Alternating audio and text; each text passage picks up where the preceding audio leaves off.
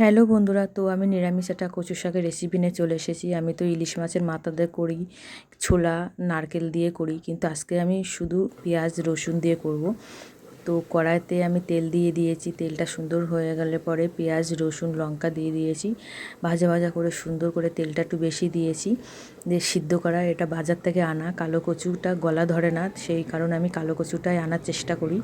তো আমি আবার বাজার থেকে নিয়ে এসে সুন্দর করে কেটে ধুয়ে বেছে, ওদের কাটা আমি নিই না, আমি নিজে আবার সুন্দর করে পরিষ্কার করে কেটে নিয়ে সিদ্ধ করে আমি পেঁয়াজ ভাজার মধ্যে দিয়ে দিলাম। দেওয়ার পরে ওর মধ্যে লঙ্কা গুঁড়ো, হলুদ গুঁড়ো, নুন, কাঁচা লঙ্কা চিড়ে দিয়ে দিলাম। শুকনো শুকনো করে ভাজা ভাজা করে নামানোর একটু আগে মিষ্টি দেবো স্বাদের জন্য।